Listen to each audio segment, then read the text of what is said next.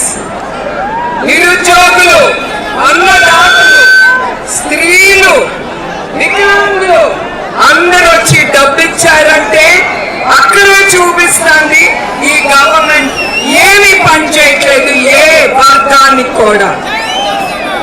అదే చంద్రబాబు నాయుడు గారు ఉన్నప్పుడు ఆయన ప్రతి వర్గానికి ప్రజల కోసం ఆయన పోరాడారు. అది ఒక నాయకుడు అంటే. అట్లానే చంద్రబాబు నాయుడు గారు మన ఆంధ్రప్రదేశ్ విభజన అయిన తర్వాత ఏమీ లేదు మన ఆంధ్రప్రదేశ్ లో. 5 సంవత్సరాలు ఆయన చాలా కష్టపడి మీకోసం, ప్రజల కోసం, మన రాష్ట్రం అభివృద్ధి కోసం ఆయన ఎప్పుడు నిద్రాహారాలు మానేసి ప్రజల కోసమే ఆయన పనిచేశారు. ఎందుకు?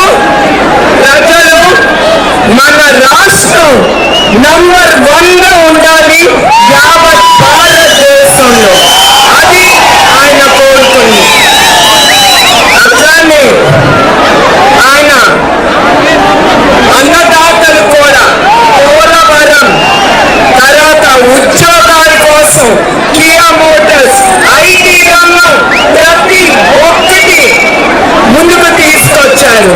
పరిశ్రమలు కూడా ఆయనను నమ్మి ఏమి లేని మన ఆంధ్ర రాష్ట్రంలో పెట్టుబడి పెట్టడానికి వచ్చారంటే అది ఆయన నాయకత్వం మీద నమ్మకం. అట్లానే మీకు మరొకసారి నేను గుర్తు చేస్తున్నాను, ప్రాంతాలు మన అమ్మ నందమూరి తారకరామారావు గారు ప్రాంతాలు వేరైనా, ప్రజలు వేరైనా, మతాలు వేరైనా, మనందరం ఆంధ్రలో అవునా కాదా? మన కోసం, మన ఆంధ్ర రాష్ట్రం కోసం మనం పోరాడాలి. ఈ జరిగే అన్యాయాన్ని, రాక్షసుల్ని అడగొట్టాలని మిమ్మల్ని అందరినీ కోరుతున్నాను. ప్రజలందరినీ, యావత్ ఆంధ్రప్రదేశ్ ప్రభుత్వం అందరినీ. అట్లానే మన కార్యకర్తలు చాలా మందిని కత్తి తీసి నడి రోడ్లో చంపేశారు. ఒక్కరు కాదు, ఇద్దరు కాదు, చాలా మంది మన తెలుగుదేశం కార్యకర్తలు. అట్లానే మన ప్రజలు వారిని కూడా చంపేశారు. దేనికోసం? వారి మీ కోసం కాదు, వాళ్ళు డబ్బు కోసం. డబ్బు డబ్బు డబ్బు, దానికోసం ప్రజల్ని కూడా నాశనం చేసేశారు.